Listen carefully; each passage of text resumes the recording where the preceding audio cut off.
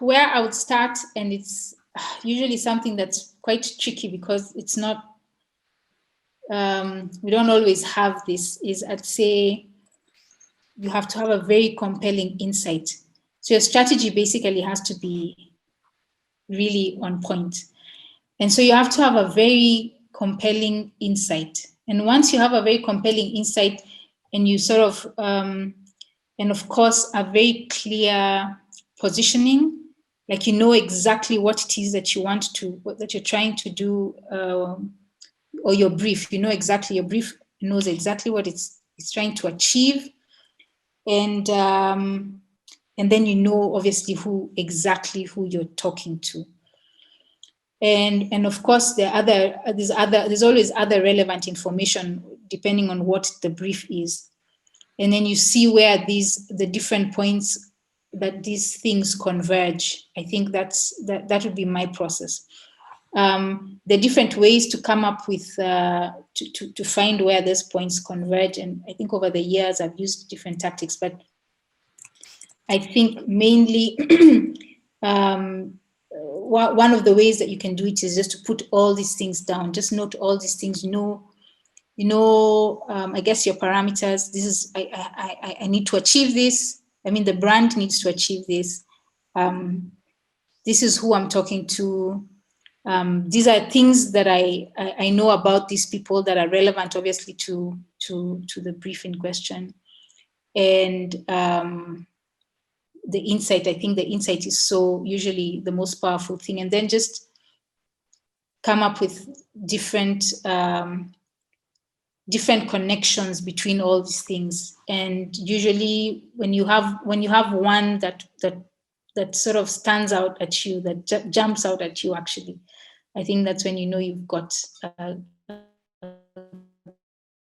good idea. Sorry, folks, we've been joined by Yash. I think there was a technical problem. He's our other panelist, as you saw in the post that we sent you. Yash is the executive creative director at Ogilvy, and another creative who really collects awards for fun. So, Yash, we were just getting to our definition of the big idea, right, and the way we kind of get into defining it and processing it. Okay, thank you, Ali, and apologies. I mean, it wouldn't be 2020 without the technical glitches, I think. But yeah. But I'm here now. The definition, right? I think for me, a big idea is more than just something that helps sell a product. It's something that elicits awe, it elicits wonder, it creates spaces where people can escape to. And I think it's the idea that's at the core of almost all successful marketing campaigns. It can even be an idea that helps ignite the spark of like a startup engine. And more importantly, a big idea will help set a brand apart and maintain its point of difference. I'll try to give you an example, and I'll try and give an example that's not relevant to our field, which might make it interesting for the viewers to understand. But let's look at two financial books. There's one called Rich Dad Poor Dad, and then there's another book called 101 Ways to Teach the Principles of Saving Money. Now, fundamentally, both books do the same thing, but we know which one was successful purely because it's called Rich Dad Poor Dad. It makes your imagination go somewhere. It captures the imagination of anyone who reads that, and that for me is the big idea, in a nutshell. As for processes, I think are even harder question because it's like asking a creative, how do you come up with what you come up with? But yeah, I can respond with some questions that I ask myself. The first thing is I ask myself, is the big idea buzzworthy enough? Will it capture people's attention and imagination? can it live and breathe in pop culture? Guys were talking about pop culture engineering in the morning. I think that's is a critical role in the big idea. And then I look at three things that I call the incomparables. So the first thing is genuine incomparability, which means the brand itself, right, has that edge. So if you look at a brand like Marmite, I think that brand is designed that way. 50% of the people who have it love it, the other 50% hate it, and that gives you your big idea. The other thing would be industrial incomparability, right? But that's something that you create, right? But again, it needs to have truth in it. So the first time VW told people to think small, right? Mini Cooper could have done that ad, but VW did it first, right? And now they've owned that space for the longest time. And then the last is the one I call crafted incomparability. And I think Apple has done it brilliantly as a brand, where they've not only created a big idea, but it's almost like an ethos. Even every product they make is built off of that um, ethos and that idea. So yeah, that would be my bit on the definition, and I think how to come up with them. Farhan, what's your take?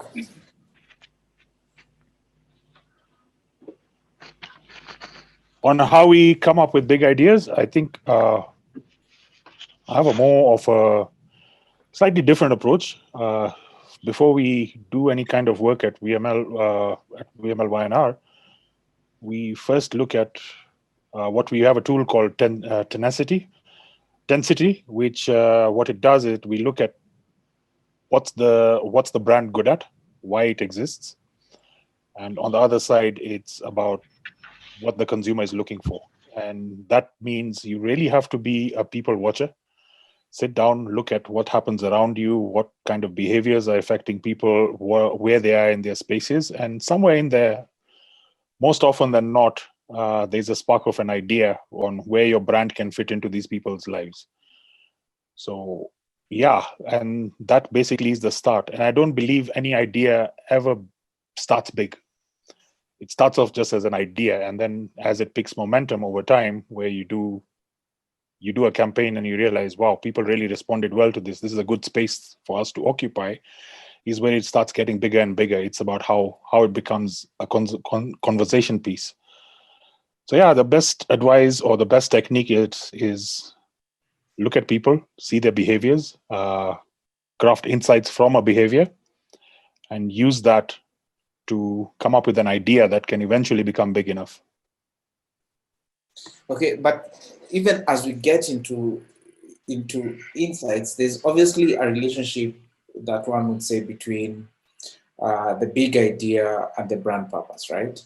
So you can't really, the insight doesn't exist on its own. It's a general insight. It's an insight of the people. It's an insight into the culture, right? So Yes. for you to arrive to that big idea, surely there must be a relationship between the brand purpose and the big idea, isn't it? Now the question here is, can a brand develop a big idea and thrive on big ideas if it doesn't have a brand purpose? You can if you're a politician brand. And I'll give you an example. It's what the deliberately saying politician. We have Trump as an example. He had a very strong, big idea, but his purpose was conflicting what he wanted to do. So, in my opinion, a brand purpose influences the big idea. Without that, you will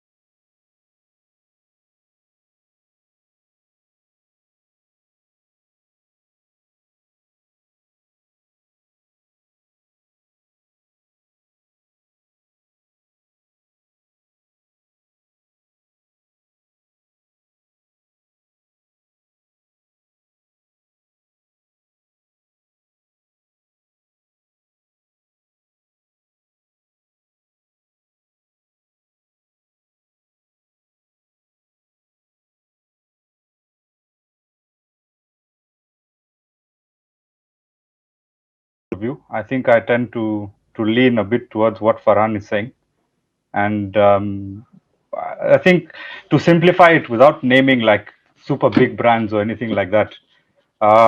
If we look at the relationship between, the big idea and brand purpose, for me, it's a symbiotic one, right? And I think it's a relationship between constant and change, if you look at it that way as well. Let's think of your brand, whoever has a brand, as a person. So, we've all experienced change in our life. We start off as babies, grow to be kids, and then we are rebellious teenagers before we know it, and then we're mature adults, some of us at least, and then we are senior citizens, right? And that is change, and that's inevitable. Okay, but for me, the constant is, those deeper characteristics that you have as a human being. You have them; those don't change. So for me, that's actually where the relationship comes in. If you look at it, think about, if you find yourself at a party, you can't go from being the quiet, mysterious guy in the corner to now being the life of the party, who's, jumping around and breakdancing and everything else. That ends up, you end up looking schizophrenic as a brand. So what happens when essentially we have the big idea and now we've got into tactical briefs and there's a tactical thing that has been thrown in? Yes, there's a promo. Promo hadn't been envisioned when guys were coming up with a big idea. It's very tactical. It serves a very tactical role. Does it always have to be linked back to the big idea? And should the agency stop itself from selling a tactical idea that might not be necessarily linked to the big idea, but will serve the brand in terms of growth of market share or whatever it is? So I think that's a very interesting question and a very valid one, and I've seen that problem happen within brands. And to answer that, number one, is your big idea strong enough? Because if it's strong enough, you can do tacticals with it. And also, we need to define what tacticals mean. Is tacticals like your promotions, like buy one get one free? There's only so much of the same idea that you're going to repeat in buy one get one free, because today you can say buy one get one free because we believe in you. Tomorrow you'll say buy one get one free because we believe in you again.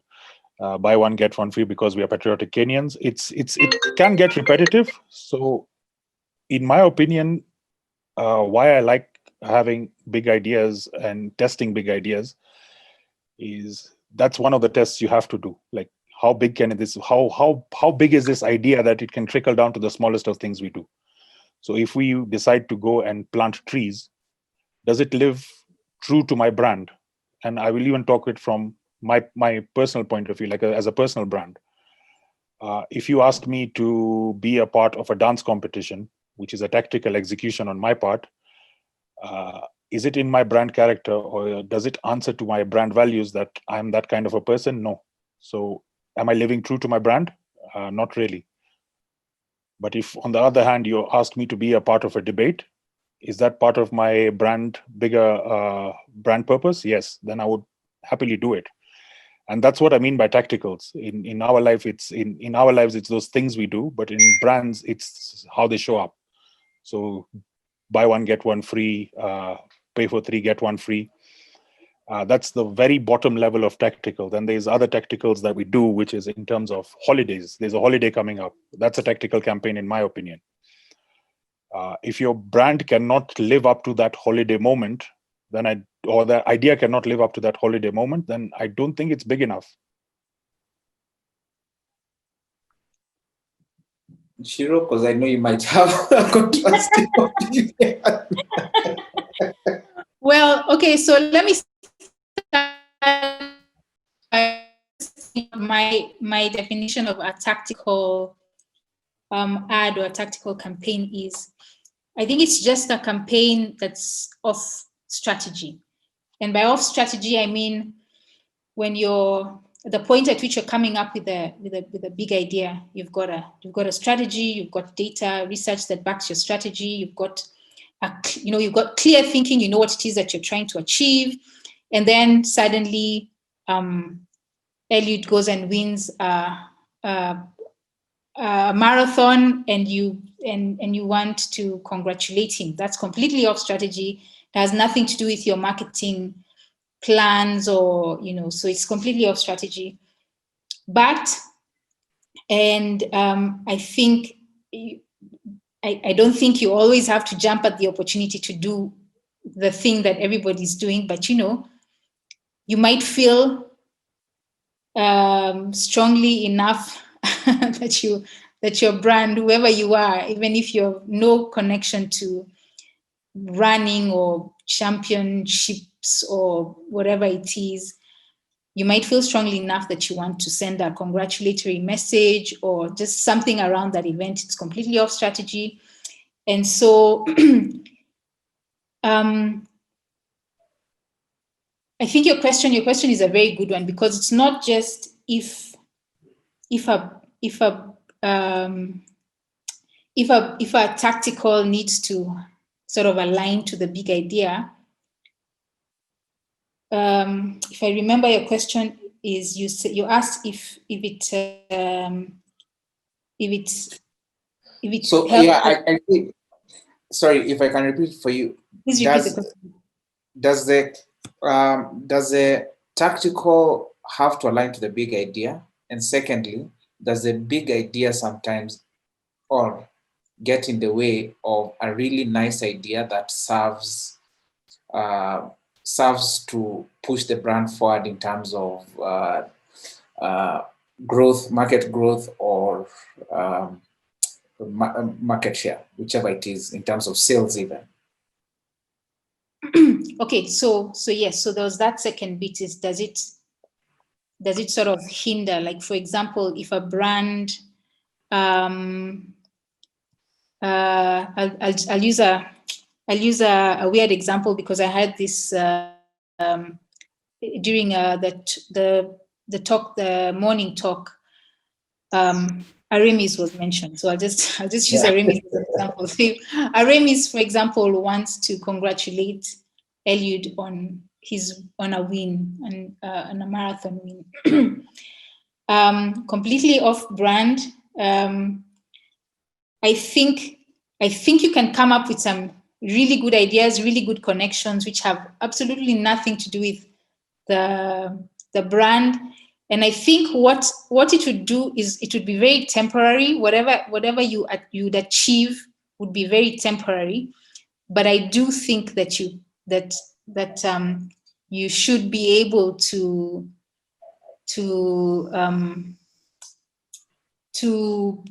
put out a tactical ad that's not aligned to your big idea, as long as it does not hurt your brand. That's what I would say. I know that will open up a big can of worms, but I think that's it, because it's a one-off. It's and a tactical idea is usually very topical, very timely.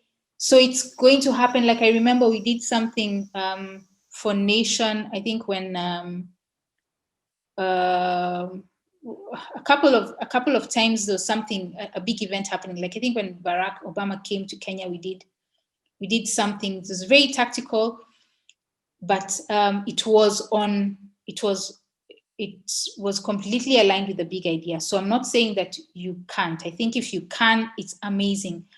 But because that event is so short, it's like people will remember it for a week. You're not going for the long haul. You're not trying to build your brand using that tactical thing. So for that reason, I think you can.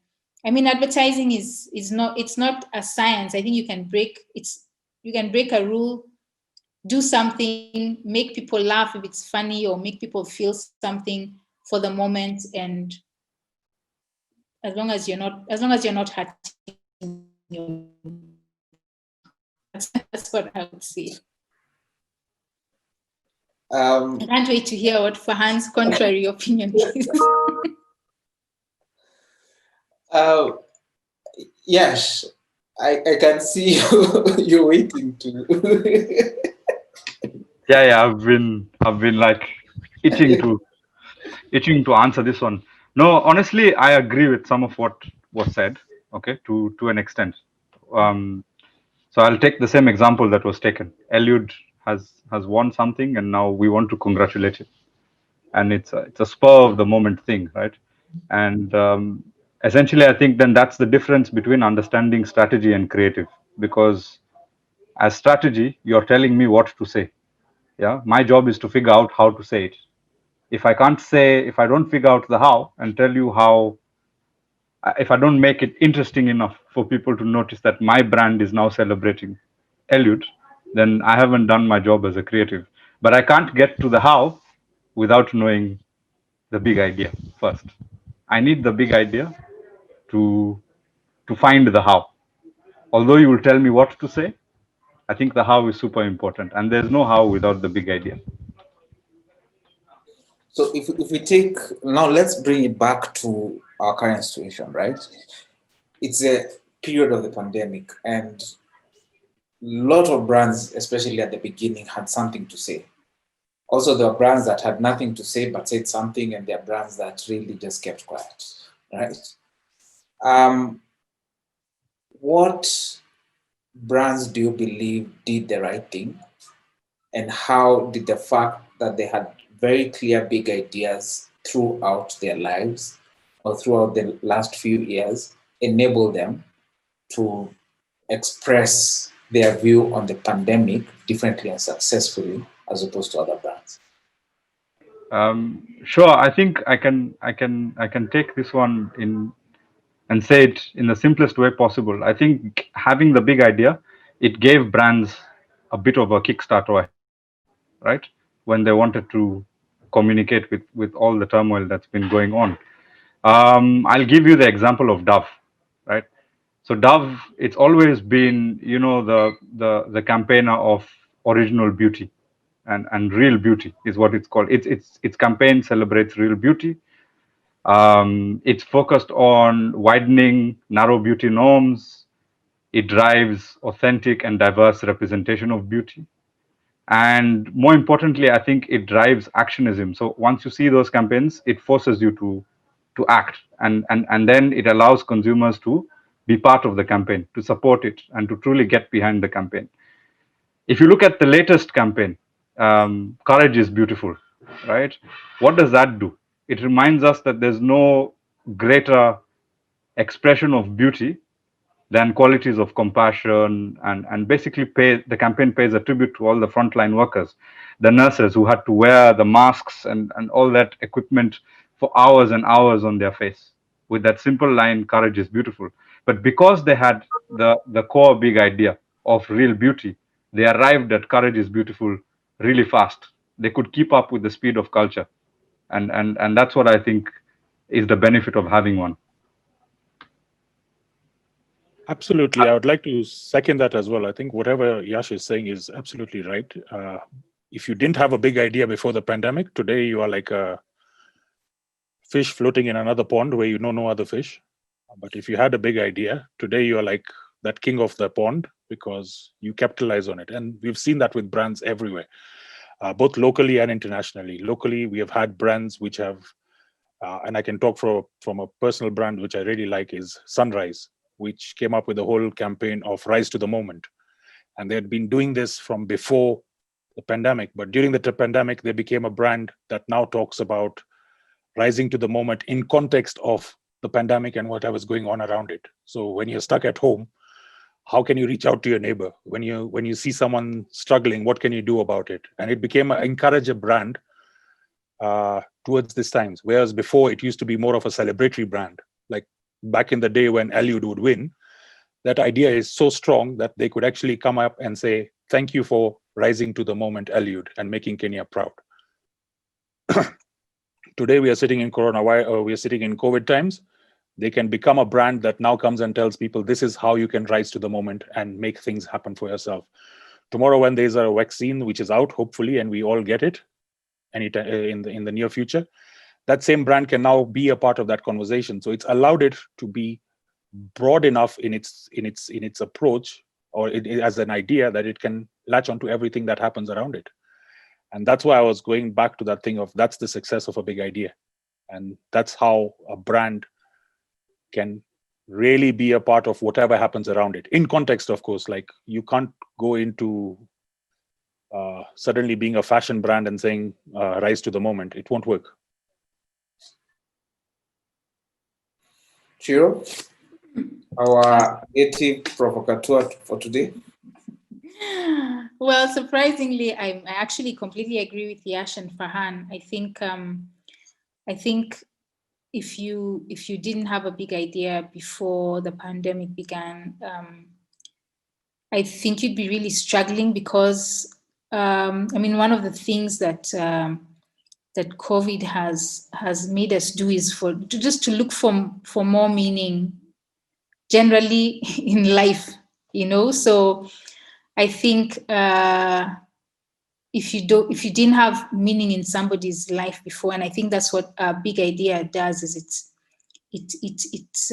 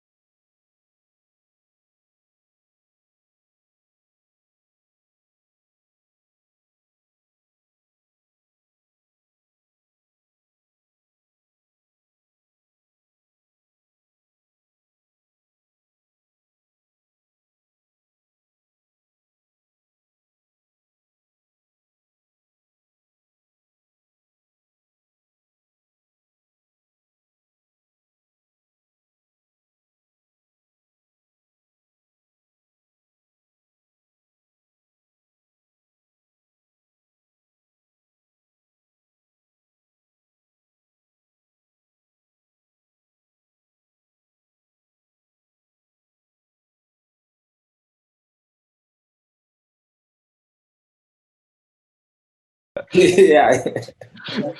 No, actually, you did. One It way to was. It look at was. it. But from my point of view, I think even if you look at like times like now where there's less money in people's pockets, therefore people go seeking value, and brands are now reacting towards that, and that's why you'll see a lot more promos being pushed by brands. We need to ask ourselves which brands are the ones which you're ready to let go of, and which brands are the ones you're not ready to let go of. So if I was to talk about detergents, would you shift from Omo to laundry detergent X because it's cheaper? Or would you stick with Omo because they have such a big idea behind whatever they've been selling all this time? So maybe it's brands which have had big ideas are now capitalizing, are running that wave, are riding that wave of COVID based on the fact that they had stronger ideas. And brands which didn't have strong big ideas or didn't have a brand purpose or an idea at all, which are just doing promo versus promo versus promo, are the ones which are really, really struggling right now because they have to go hunt for value, and the only way they can stay there is reduce the price low and low and low and low and low every day. Whereas you would have Omo, which started off with dirt is good. They realized COVID, they can't really be a part of dirt is good, but they evolved it to home is good. But the message is still the same. They still push activities that you can do around the house, how you can come together as a family, how you can be in a part of your mother's life, things like that. So it's adaptability, but it's still staying true to your big idea. And my take is that whichever brand had a big idea before this is going to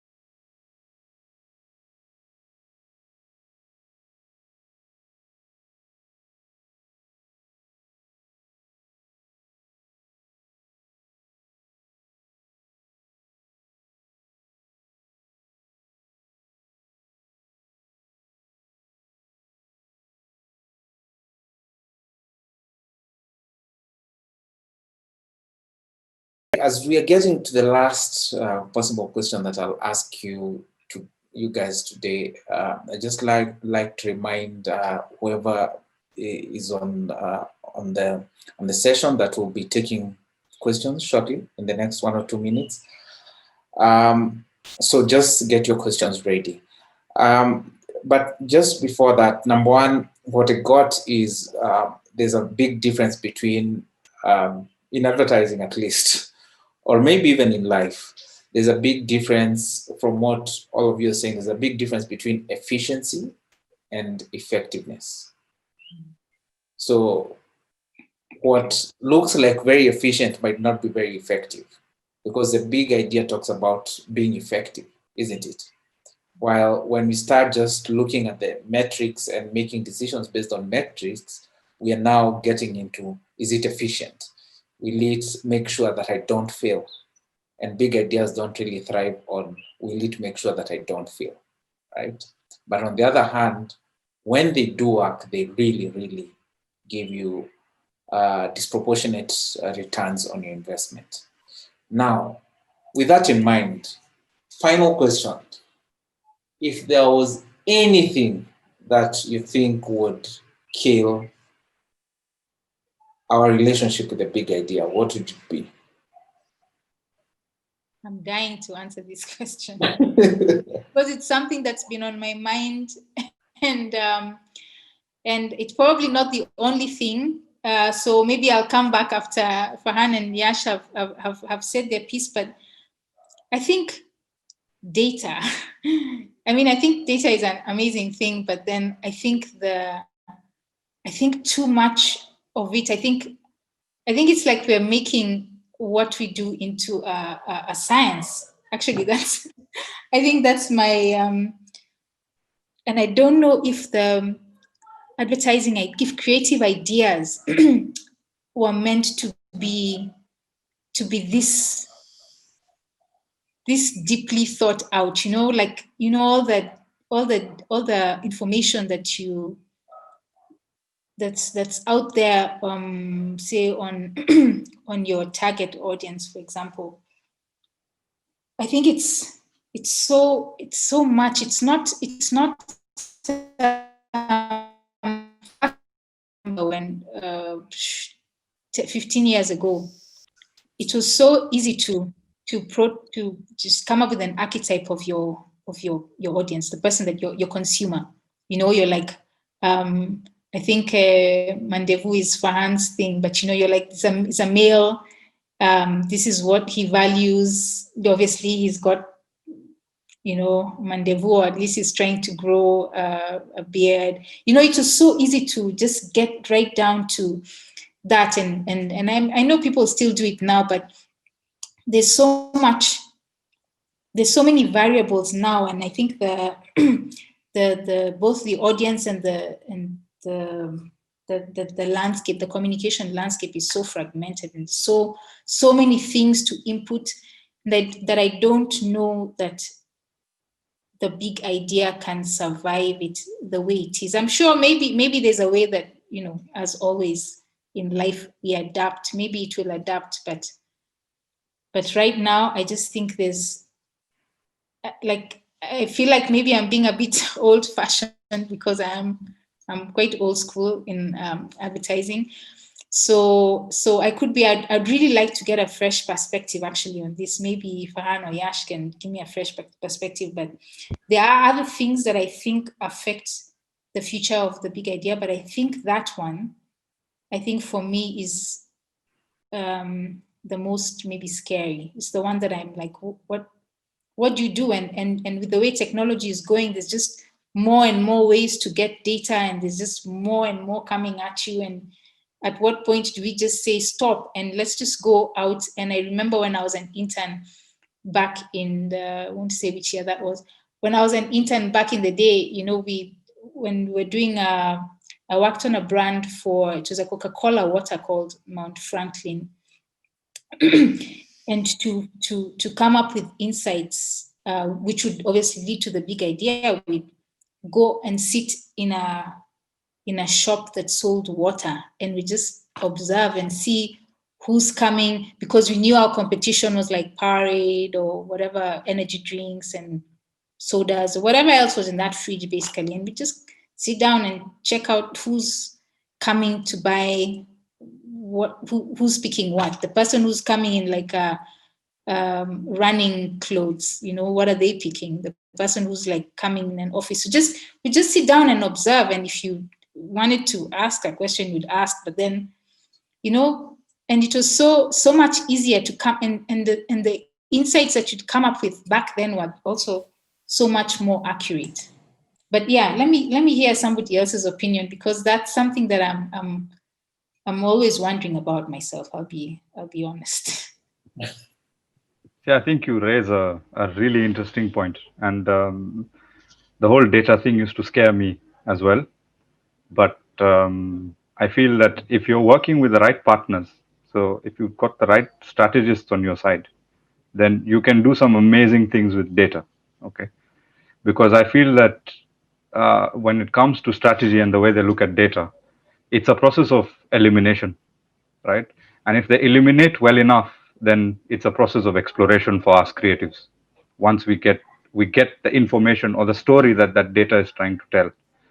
So I almost look, and that's why I love our job, because I almost feel like I'm Sherlock Holmes and I have Watson by my side, and I'm going through, I'm going through a mystery, and then when you find it, you have that aha moment, right? And I think, again, like I said, if you've got the right strategy partners with you who are finding those tensions or those human truths for you to now go and explore, that's what makes this so fun. Then I think the other question was, do you think anything would affect the big idea or like kill it in the future? Um, I'll put my neck on the line and I'll say no. To me, I think the big idea is to advertising what the little black dress is to fashion. There'll be different versions of the little black dress, but it's been in fashion for how long? And then to give a better example, is actually an idea, I think, that when someone came up with it, it went viral, and it's still viral till today. I think it's the oldest idea in the world. And that phrase, money makes the world go round. I don't think that's true. I think what people forget is that money started off as an idea. Somebody thought of it. It was a concept. So yeah, pretty much that's what I would say. I don't think there's any way the big idea is going anywhere from our field anytime soon. But the data thing, definitely agree with you. It does feel super overwhelming. But if you've got the right guys by your side, you can make people who are illiterate with numbers like me also understand what to do. If I may say something, sorry, Ali, I want to ask Yash a question.